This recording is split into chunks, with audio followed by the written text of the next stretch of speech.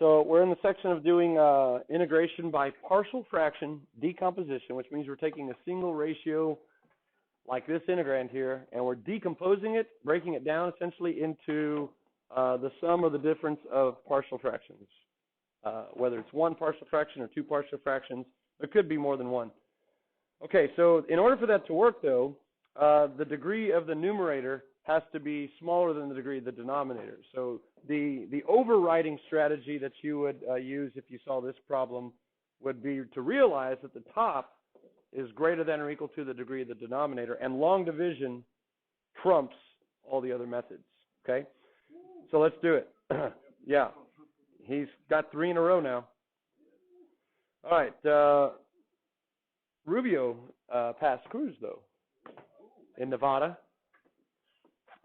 So who knows? Who knows what's going to happen? All right, so when we do long division, you want to write them in a descending order. And x squared goes into 3x to the 4th how many times? That is, what is 3x to the 4th divided by 1x squared? 3x squared. Good. And you'll know it's right because when you multiply from on high, you should get the first term to be spot on, and it is. And then we multiply and we get minus 3x squared. We then subtract. So that'll be a minus, that'll be a plus. And remember, we can only add like terms. So I get a 0 in the first term. 1 plus 3x squared, those aren't like terms. So I'm left with 3x squared plus 1. And then I repeat the process. Does x squared go into 3x squared? It does. How many times? 3 times, right? Because that's really 3x squared divided by 1x squared, which is 3. When you distribute from up top, you get 3x squared minus 3. You subtract, which means you change both signs, and you get a 0. And now you can add the 2 like terms that are there. You get plus 4. Does x squared go into 4? No. Okay? So what we do then is we rewrite the integral as the quotient, 3x squared plus 3, plus any remainder, which is 4, over the original divisor, x squared minus 1. So it's just another way to write that rational function. Now, what that does is that already kind of decomposes it into 3 terms, but notice the first 2 terms are just power rule. We know how to evaluate those. So here's where you have to be careful with your notation. If you want to go ahead and find the antiderivative of those 2 terms, you can do that, or you can just wait to do it until the very end. It's entirely up to you.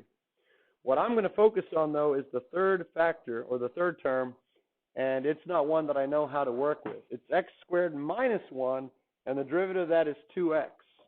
So we don't generate the x in the top. X squared minus 1 is not linear, so it's not a good candidate for U sub. If it were x squared plus 1, we'd have it, right? It'd be what? Arctangent, but it's x squared minus 1. So in this case, I'm going to go ahead and just integrate everything at one time. Leave the 4 there if you want. And I know that I can factor it. I don't know if factoring is going to help, but I know that it's something I can do. And now you're like, hey, I just factored the denominator into the product of 2 non-repeating, both factors are to the first power, linear, both x's are to the first power, factors, non-repeating linear factors, which means I can decompose that into the sum or difference of 2 partial fractions by using the Oliver Heaviside cover-up method. All right? So it's only going to be on that third term. So again, I'm just kind of bringing around these other guys who are just spectators at the moment. And then the 4, you can decide how you want to deal with it. You can either pull it out front and let it go along for the ride, or you can leave it in the numerator and have it become part of your analysis when you find your coefficients. I'm going to go ahead and leave the 4 there. What's going to happen, though, is I'm going to create a separate term for each non-repeating linear factor. I'm going to leave the numerators blank, and I'm going to leave the sign in between them blank, because that's going to be determined by what I plug in. So if I choose to embrace the 4, which I am, he'll become part of my calculation. So let's come back up to the line where I've highlighted him and look at the first factor, x minus 1. What value of x makes that 0 when you plug it in? 1. Cover up the 1, plug in a 1 to what's left, and you get 4 over what? 2. What's 4 over 2? 2. So that 2 becomes the numerator for the factor that I covered up in the term below, which is 2. And then I do the same thing. A negative 1 makes that factor 0. Cover it up, plug in a negative 1 into what's left, and you get 4 over negative 2, which is negative 2. So I can bring the negative out front and put the 2 up here. And now you've decomposed it into the difference of 2 partial fractions. Pretty nifty. And now we have 4 terms, and all of them are like a Crunchwrap Supreme. They're all good to go. So let's do it. We'll get rid of the integral and the dx. What does 3x squared become? X cubed. And 3 becomes 3x. Now the 2 goes along for the ride. Both of your inside functions in these last 2 terms are linear, so their derivatives of the inside functions are going to be constants. And in this case, both of them generate a 1, which is nice because there's no extra correction to make. So it's going to be 2 times natural log of the absolute value of x minus 1 minus 2 times the natural log of the absolute value of x plus 1. And then, of course, we finish it off with plus c. So again, I would recommend just bringing every term along for the ride until you're ready to integrate the whole thing. Just a little bit easier notationally. Now, let's say that that is a multiple choice question. I doubt that that would be an answer choice because there's logs in it, and we know College Board loves to play with logs. So let's think about what we could do. Of course, that 2 could be brought up as an exponent, right? And I'm going to write it below here, but I'm not going to keep it. I could call that the natural log of x minus 1 squared. The benefit to doing that is would I need the absolute values anymore? No, because it's going to be positive. So that's one option. But here's another option that would probably be utilized here simply because the coefficients of both logs are the same number. So if we factor out the 2 from those last 2 terms, I get the natural log of the absolute value of x minus 1 minus the natural log of the absolute value of x plus 1. So when those coefficients are the same, this is what typically is going to be done. We factor out the 2, and that allows us to condense those 2 logs. Okay, so we have a difference of 2 logs, which means it can condense down to the natural log of the quotient of the arguments. Okay, so it's going to be the absolute value of. The positive terms argument, remember, goes in the numerator. Oh, it's not. I meant to put like a plus sign there, but that's not. Here, let's just fill the space. It's 2 times natural log of x minus 1 over x plus 1, and then plus c. There you go, condensed. They like to do that. Now, we didn't get the chance to do that in the problem above because the coefficients of the logs, if you look up there, they were different. Bless you. We had a negative 1 and a positive 2. But when they're the same, look to do that. Look to condense. And because one was positive, one was negative, it condensed to the quotient. Okay, so partial fraction decomposition by Oliver Heaviside cover-up method. Okay, cool. Very easy to do. Back to logistic growth. All right, so kind of returning to what we were trying to do in the beginning.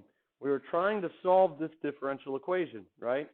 This is where the rate of change of y with respect to time is directly proportional to y itself, which would be purely exponential, but also jointly to the difference of y from the carrying capacity, the upper limit to growth, which we call L. All right, so let's go back to where we were earlier when we were trying to solve it. We separated the variables already, so we multiplied both sides by dt. So we got k dt, and we divided both sides by the factors y and L minus y, and we had 1 over y times L minus y. So that would be the separation. Now we integrate both sides. This is where we got stuck on the left-hand side. But now we are no longer stuck, are we? Because we have partial fraction decomposition by the Oliver Heaviside cover-up method. We have 2 non-repeating linear factors. So here's what we're going to do. We're going to give each factor its own term. Now on the right-hand side, if you want to go ahead and integrate because it's on its own separate side of the equation, you can call it kt plus c. That's fine. Get that one out of the way. A little bit less writing, or actually maybe more writing, but it's done. Okay, so we do the same thing we did up above. we go to the factored version, and we say, what value, when you plug it in for y, will give you a 0? And the answer is 0. And then you cover it up, and you plug in a 0 for any y's that remain, and you get 1 over L. Remember, L is a constant, so 1 over L is the fantastic new coefficient of 1 over y. It's the numerator. And then we do the same thing over here. What, when you plug in for L into the second factor, gives you a 0? L, right? Because when you plug in an L for y, you get L minus L, that's 0. So cover it up and plug in an L to any y that remains, and you get 1 over L. So plus 1 over L. Nice. Now remember, L is a constant, so 1 over L is a constant. So you could actually pull 1 over L out front and say it's 1 over y plus 1 over L minus y dy. And that equals KT plus C. Sounds like it could be a band, KT plus C. Like KC and the Sunshine Band. No, that's a little longer. Never mind. Okay, so here we go. 1 over L goes along for the ride. What is the antiderivative of 1 over y with respect to y? Natural log? Absolute value y. Cool. Plus, what's the antiderivative of 1 over L minus y with respect to y?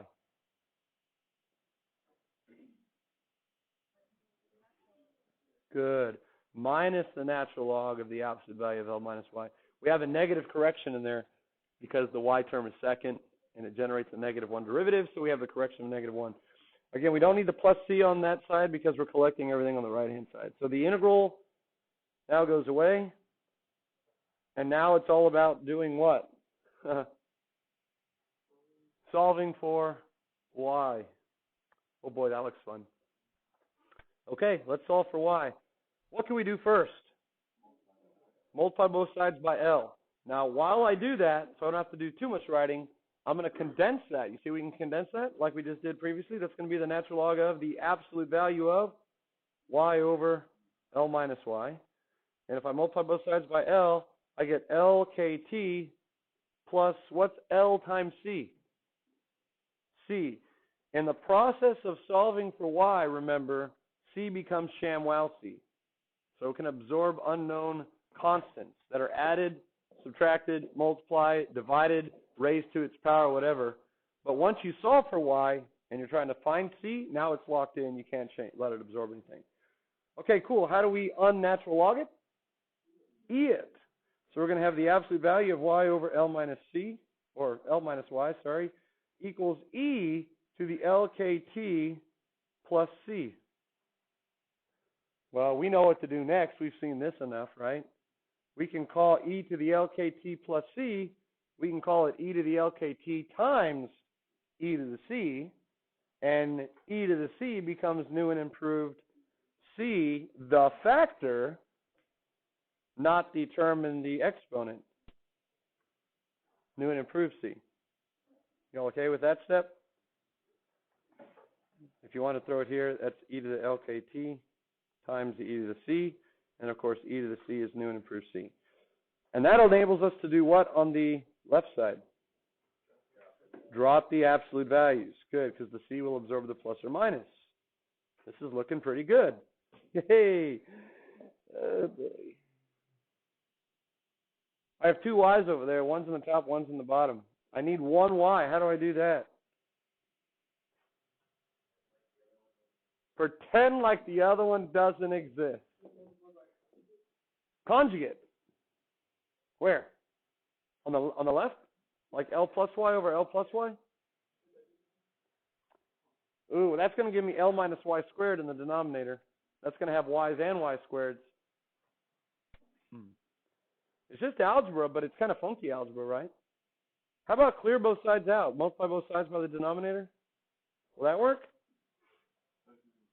Yeah, it's kind of like a chess game, right? You kind of think a couple moves ahead. If you multiply both sides by L minus Y, you could then distribute the C, E to the LKT to both terms. And that'll give you a Y term on the right, which you could then add to collect it with the Y that's left on the left. And then you have two terms with Y on the left. You could then factor out the Y on the left and divide through by the blob that's left on the left.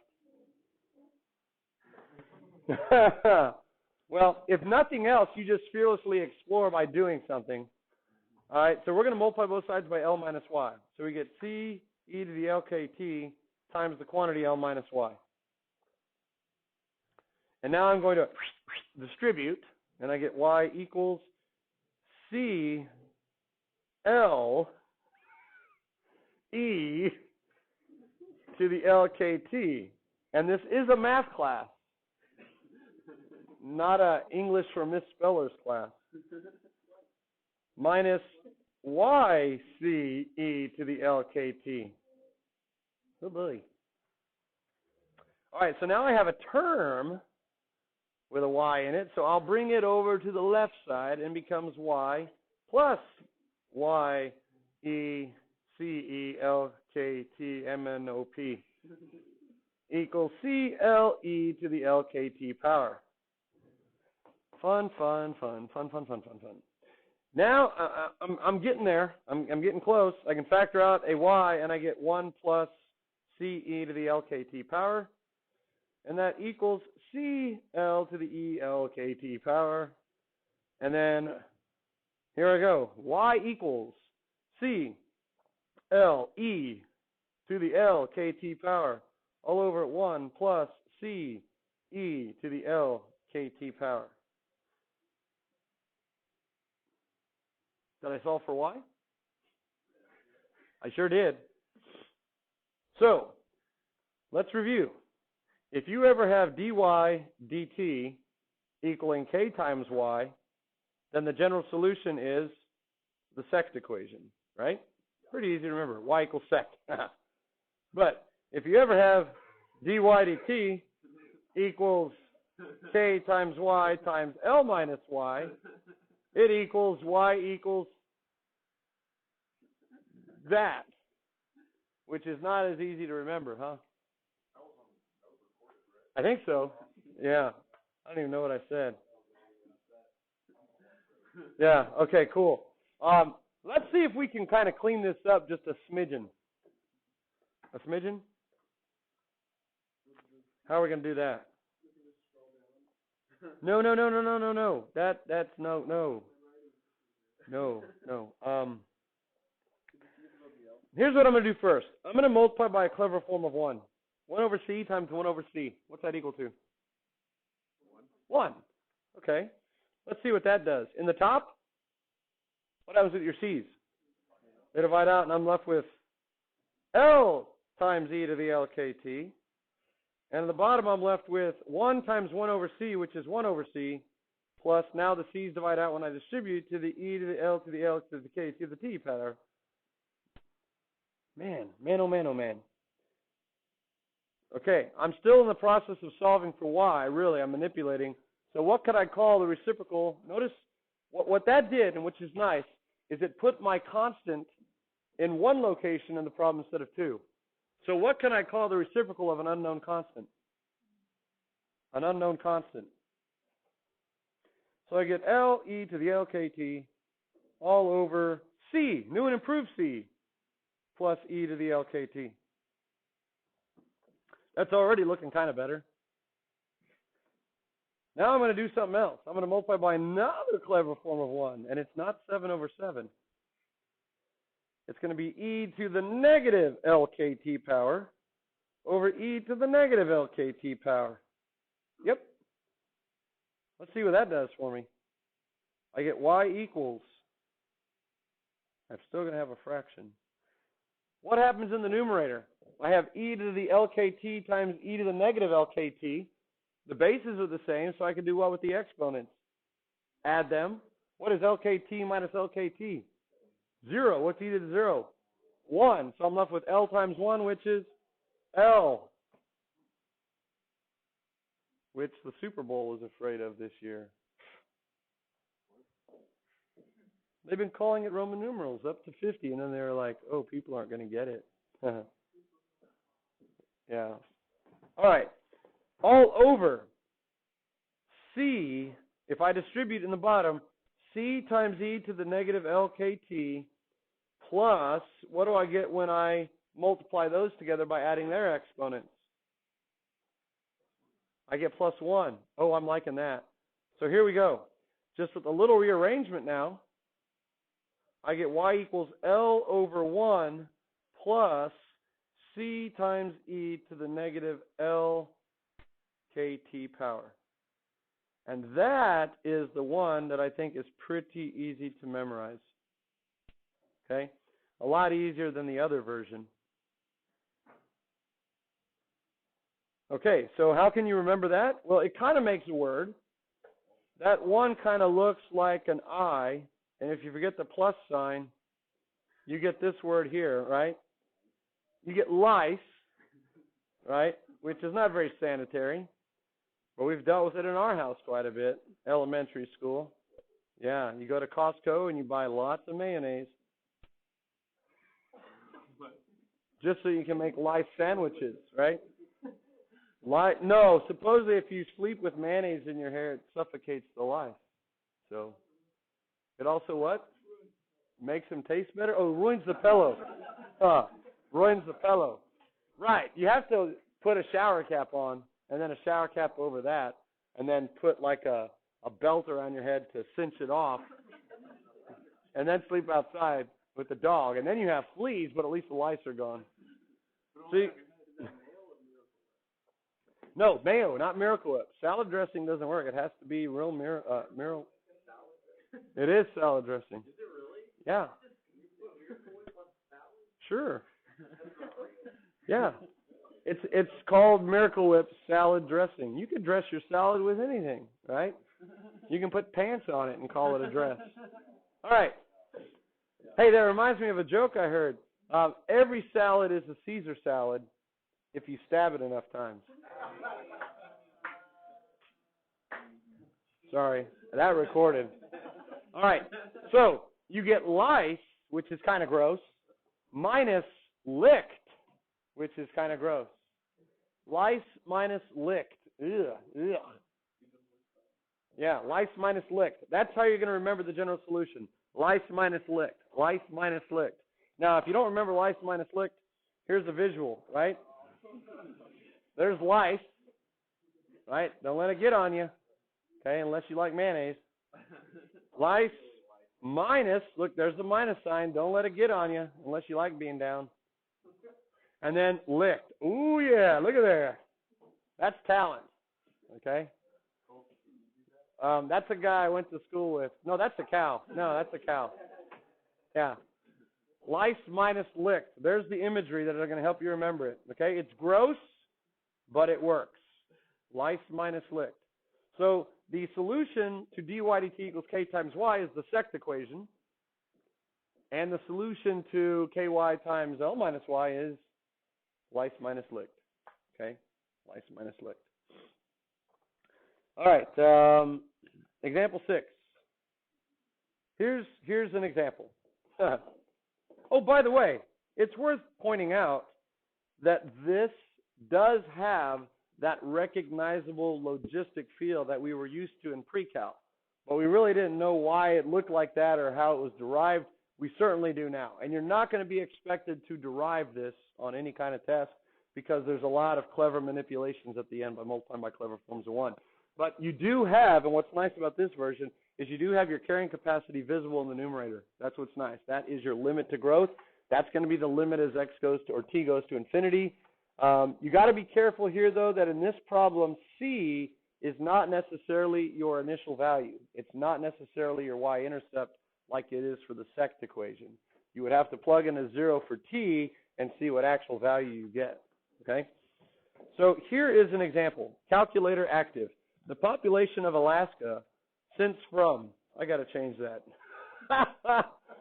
since from 1900 to since from 2000 from since.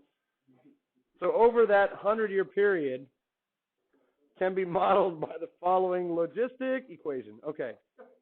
So notice that P of T is measuring people. T is measuring time in years since from 1900. Let's go to the calculator. All right, if you have a calculator, feel free to get it out. If not, feel free to not get it out. I am going to type this equation in. This is going to have more of a pre-cal feel to it, okay? And I'll show you what the calculus of types of questions will be, but I want to kind of review logistic. P is the population T years after 1900, and of course T equals 0 corresponds to 1900. We want to, part A, what is the predicted population of Alaska in the year 2020? Yeah, how are we going to do that? Let's say that this were an actual free response question. On part A, what would you have to show? You want to make sure that you're showing everything that you type into your calculator. Let's go ahead and get it in the calculator first. If you want to use the horizontal division bar, this is a good time. Go to y equals, remember alpha y equals gives you n over d, and you type in the number 895598.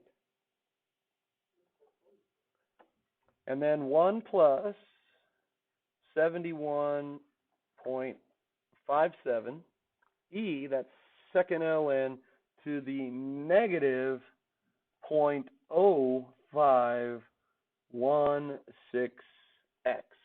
Okay, so that's a math print that looks pretty. Now on your window here, if you're going to graph it, you want to maybe graph it first if you're going to use the equation, because you should see a nice S-curve. 0 corresponds to 1900.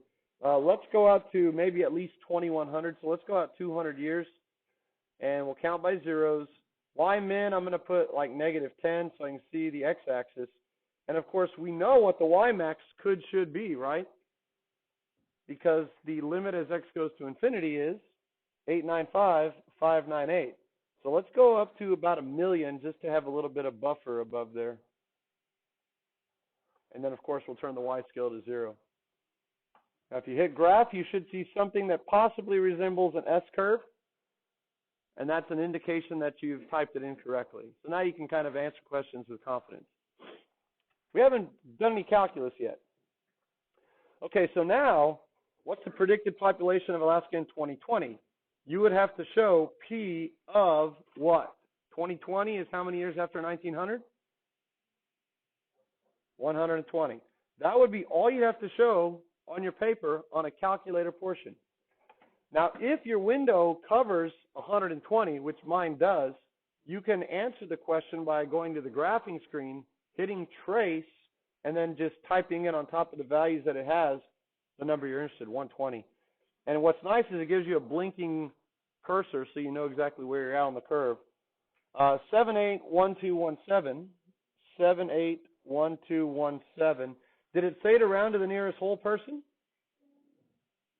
No, so we better go ahead and put 0.6, and the units would be Alaskans or people. Yeah.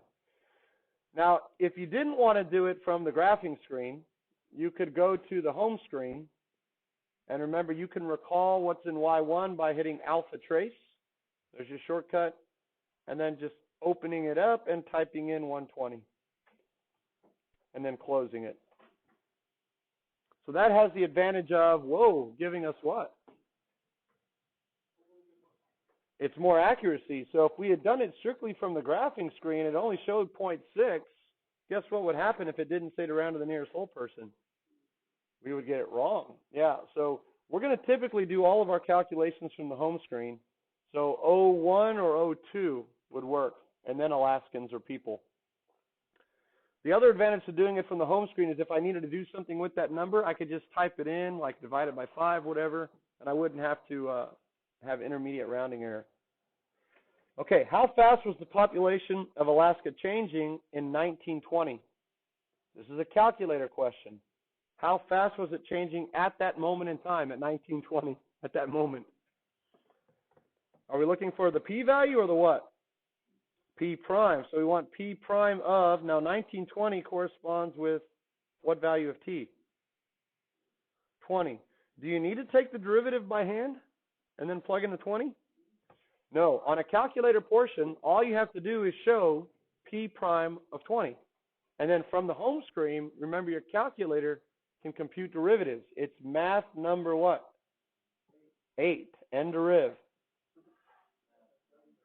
Math number 8. Yeah, but it's still in the top 10.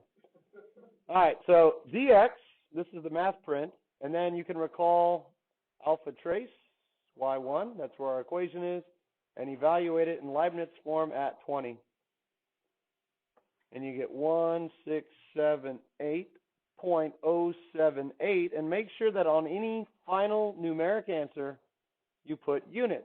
What would be the units on this number? People per year. Yep. So in 1920, the population of Alaska was increasing by approximately 1,678.078 people per year. Part C. When was Alaska growing the fastest, or the population of Alaska? Well, over the Christmas break, you know. Oh, D. Oh, yeah, 1940, 1999. You want to do that? You got the idea? You would put P prime of what? 40, and then P prime of 99, and then write it down. Yeah, I'm going to skip that. But yeah, you wouldn't want to skip on an actual test, but it's the same idea. You get the idea. Alaska was growing the fastest, the population, and what was the population then? Okay, so any logistic curve, remember, the population is going to be growing the fastest at the inflection value, and the inflection value always occurs where? At L halves, okay, at L halves. So part C, we can go ahead and say that the population is growing the fastest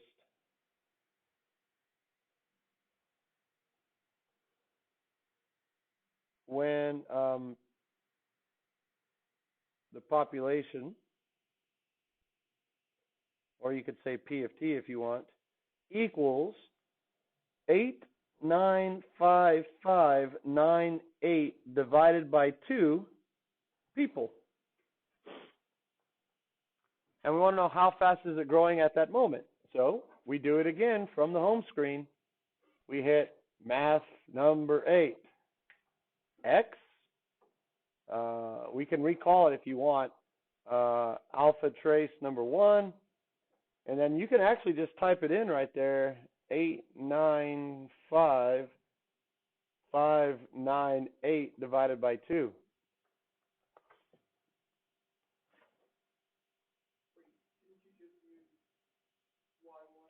Oh, yeah, I didn't find it right. That's not right, because what did I just do? I typed in for my X value what? A Y value. Uh-oh, we better find that value first, right? So notice what I did on my paper. I have now shown the equation that I need to solve. I need to solve that for T. So to do that, we do have to retreat to our graph. And in Y2, I need to graph 8,95598 divided by 2. And when you graph it now, it's going to be a horizontal line, and it should cut right through the inflection value. And, of course, how do you find where they intersect? Second trace, number 5.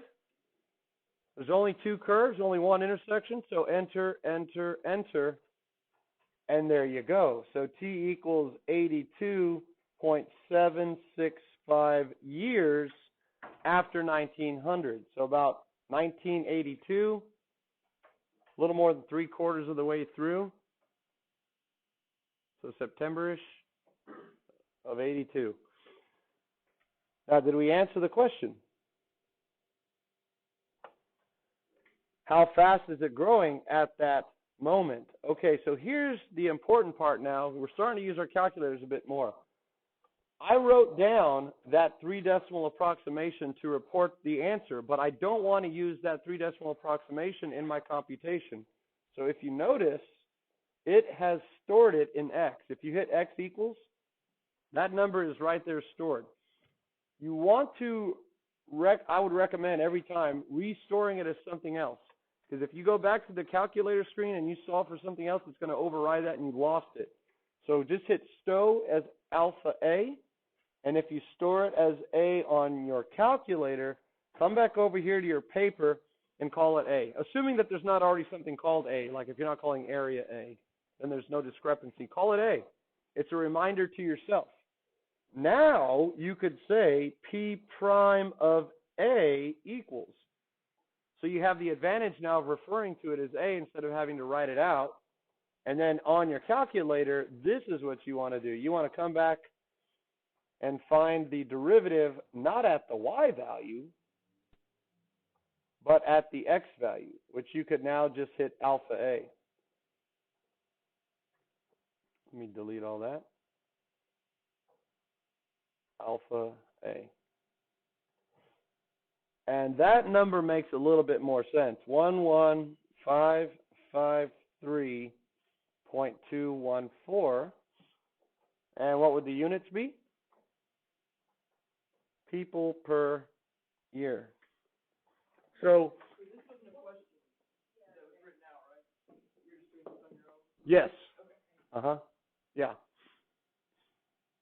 So, around September 1982, the population of Alaska, according to the model, was growing at the fastest rate, which is about 553 people per year. I don't know if the model is accurate or not, but it'd be interesting to know what was going on in Alaska. Was that like the gold rush of 1982 or something like that? I'm not sure. Klondike 2.0 or something?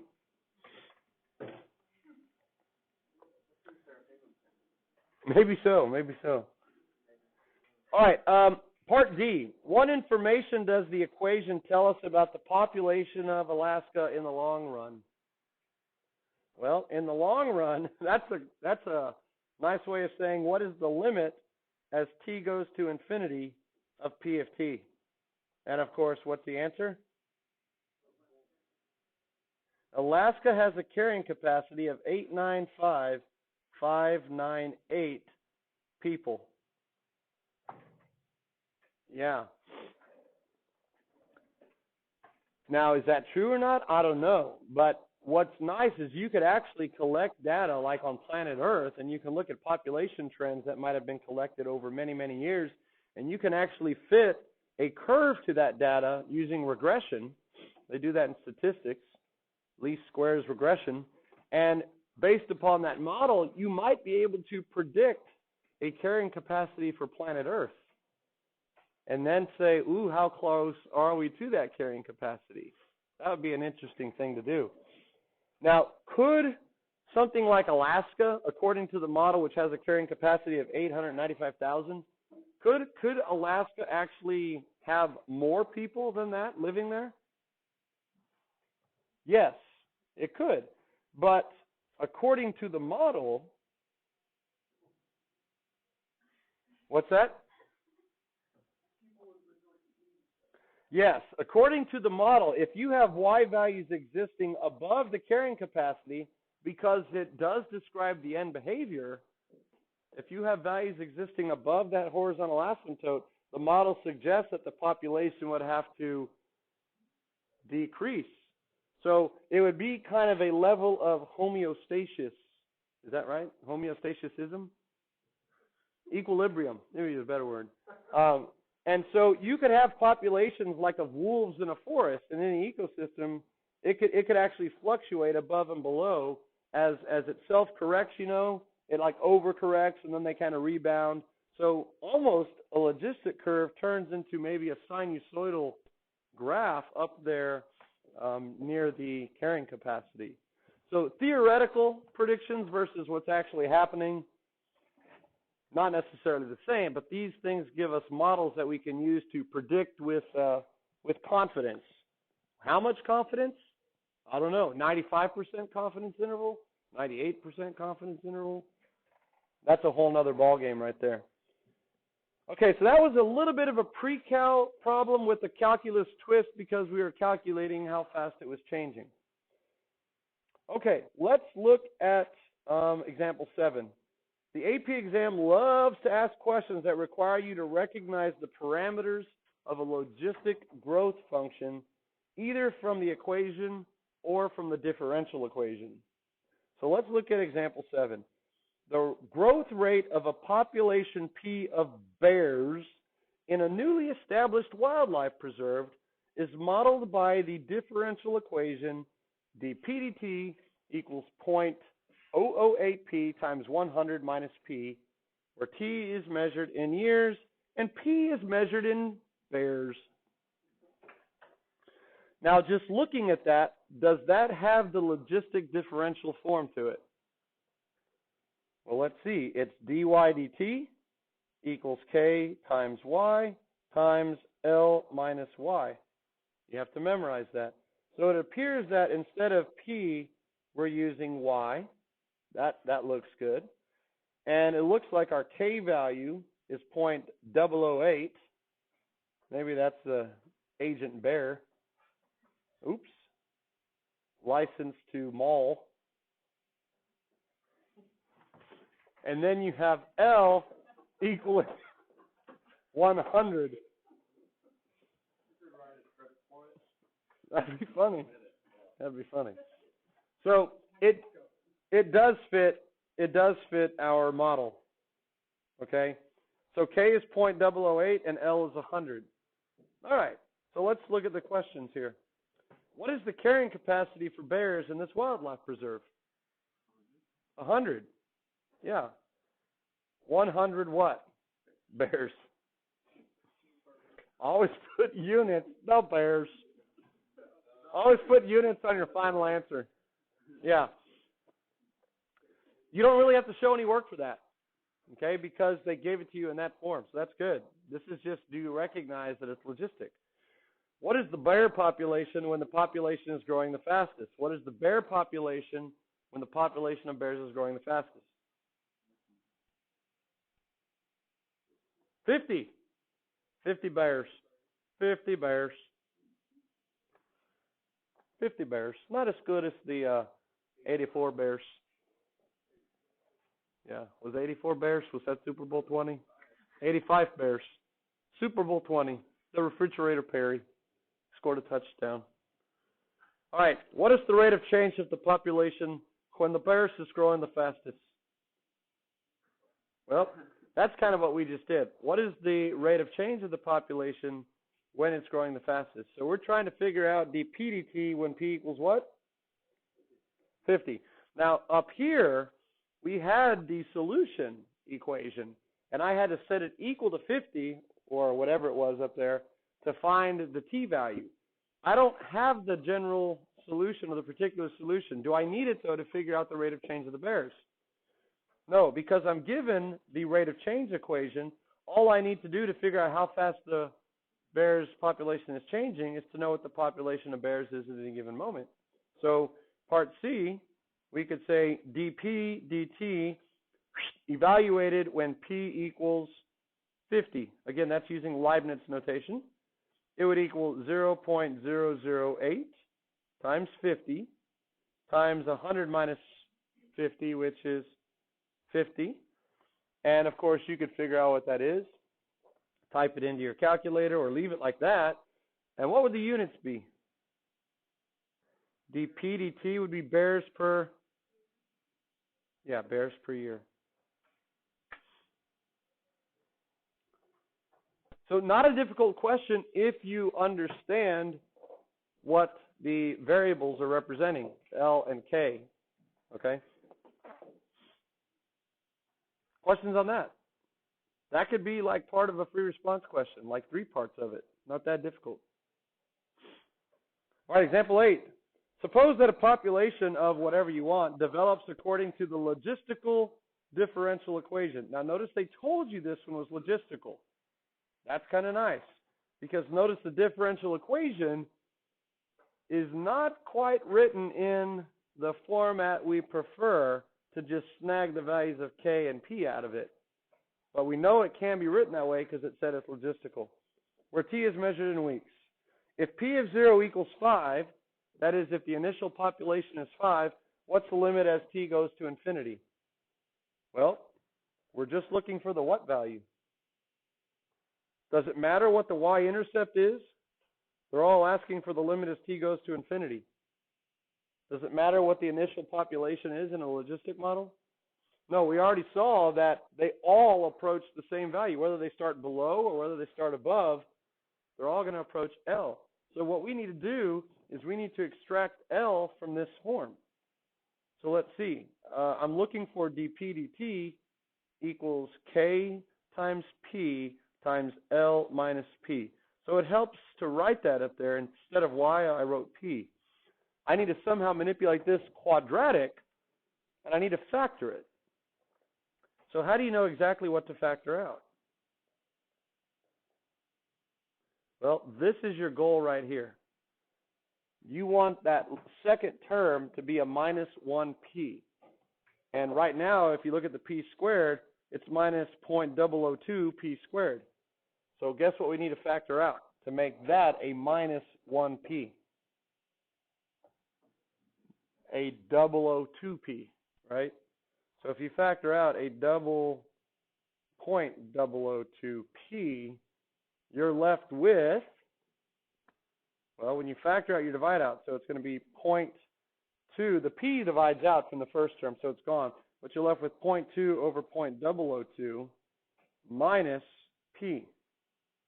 And so from there, this looks like it's your k value, and this looks like it's your L value. Now, I guess on a free response, you can leave it like that. That's numeric, but you'd have to state that. But let's do something with it. What is 0.2 divided by 0.002? If you multiply by 1,000, you get 200 over 2. So it's 100? 100? Yeah. Mm-hmm. So if you want to write it like that, 100p, oops, 0.002p, sorry, times 100 minus p. So there you go. Now you have it in the standard form, and now you can answer the question. What's the limit as t goes to infinity? 100. There are no units here because it didn't tell us. Population units. Yeah. What if the y-intercept was 60? It'd still be 100. What if the population were 120? That's more than 100. It's going to decrease towards 100. Doesn't matter. All right, it says to sketch the solution curves. Teachers and students, please mark. All right, let's sketch them. For A, your TV to channel 4 for the morning announcement. You can also view them online at mbhstv.com. here's what's important. They give us different y-intercepts for a good reason. If I sketch the solution curve for A, I'm going to draw my L, my limit to growth, up there first. The y-intercept is 5, so that's pretty low. Where is what y value is my inflection point going to occur? At 50, and I'm starting at 5. So will I see the inflection value? Yes, so it's going to increase and just draw it somewhere, and then when you get about halfway, then have it increase the other way. So there's the solution curve for A. For B, very similarly, you got y equals 100 up there. But now you're starting at 60. So 50 is right here. You're starting a little bit above that. Are you going to see the inflection value? No, it's already increasing at a decreasing rate. And then the solution curve for part C, here's y equals 100.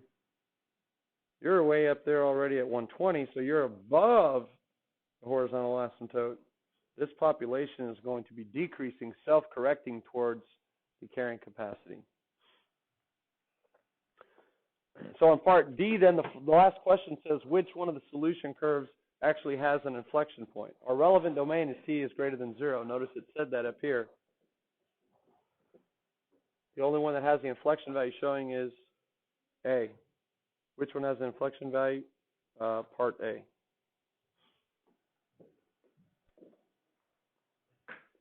All right, I've seen questions like that.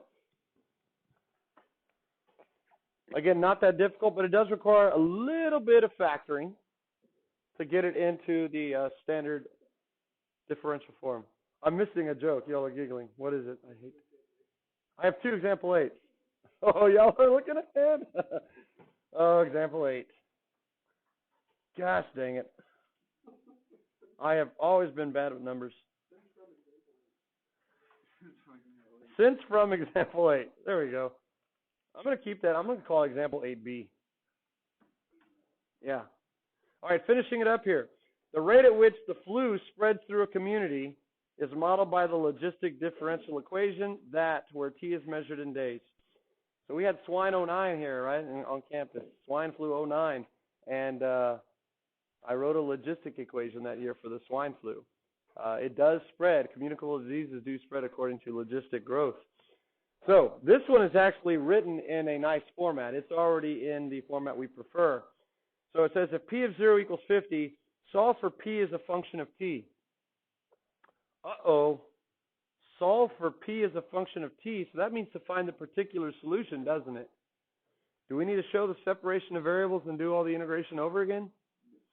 No. The dy dt equals k times y and this one, the logistic, are the two that you can go straight to the general solution. So on part A, we're going to go straight to what? P of t equals lice. And then minus licked.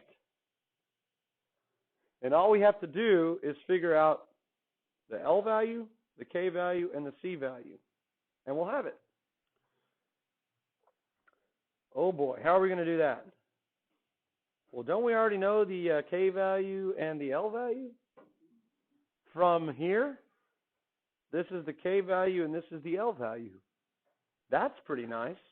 So P of t, I know so far, is going to equal 3,000 all over 1 plus C e to the negative 3,000 times 0.001 t. Now, of course, you can simplify that because that's the same as 3,000 divided by 1,000. So you could say P of t equals 3,000 all over 1 plus C e to the negative 3t. But I still need to find C. Now it says P of 0 equals 50. Does that mean that C equals 50? Since that's the y-intercept of the graph? No. I told you that C in the equation is not always the y-intercept. For the second equation it is. But for here it may or may not be. You have to actually plug it in and figure it out. So at 0, 50, at 0, 50, we get 50 equals 3,000 over 1 plus C e to the 0. What's e to the 0? 1. So I have that equation to solve. So to solve that for C, I'm going to multiply both sides by 1 plus C while I divide both sides by 50. In other words, the 1 plus C and the 50 will trade places. Kind of like a double factor swap. Multiply and then divide. So now your trailing zeros divide out over there and you get 1 plus C equals 60 and C equals what? 59. Bless you. So P of t equals 3,000 all over 1 plus 59 e to the negative 3t. And you have now created your logistic model, your particular solution. You didn't have to show the separation of variables. You didn't have to reinvent the wheel for this one. Use your solution to find the size of the population when t equals 2. Okay, so on part B, what would you do? Notation. P of 2 equals 3,000 over 1 plus 59 e to the negative 6. And are there any units? People. Or affluenzins. I don't know if you call them that. I'm going to leave it like that. Use your solution to find the number of days that have occurred when the flu is spreading the fastest. Okay, the flu is spreading the fastest when the population is what? Half of the carrying capacity, which is 1,500. So if you set 1,500 equal to your model, 3,000 over 1 plus 59 e to the negative 3t, could you just stop there and put units on it like we did up above? No, you actually have to solve. So we're going to do the same little trick here. I'm going to multiply both sides by 1 plus 59 e to the negative 3t. And I'm going to divide through by 1,500. Or, well, I got to find, could I use this model up here to find the number of days? That doesn't have t in it, no. So I'm going to have to keep going here. And I'll switch it, and I get 3,000 divided by 1,500. And what is 3,000 divided by 1,500? 2. So now I got to start peeling back the layers. I'll subtract 1 from each side. 2 minus 1 is 1. Divide through by 59, and you get 1/59. Now you have to une both sides, so you natural log it, and you get negative 3t equals the natural log of 1/59. And you divide through by negative 3 or multiply by negative 1/3, and you get negative 1/3, the natural log of 1/59 weeks. Now let's say that this is a multiple choice question. Is it days? Darn it, you don't want to mess up at the end. It is days. Okay. It's spreading faster than I wanted it to. This probably would not be the multiple choice answer, although this type of algebra would be fair game for a non-calculator portion. There's a negative out front, and this is a fraction. So remember, you could do something with the natural log of 1/59. You can either say it's natural log of 59 to the negative first power, right? And then do what with the negative 1? Bring it out front and call it 1/3 natural log of 59. Or you could equivalently say it's negative 1/3 beefy bracket, natural log of 1 minus the natural log of 59. And of course, the natural log of 1 is 0, and the negative times negative becomes positive. So this more than likely would be the answer. But again, it could be the natural log of what? The cube root of 59. I don't think that that would show up. But again, it's an option.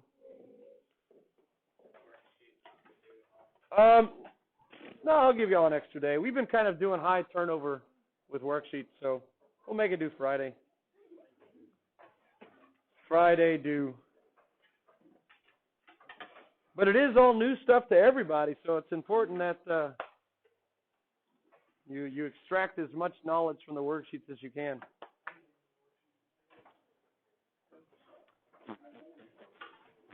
All right, tomorrow we start the next section. On to chapter 6, that's right.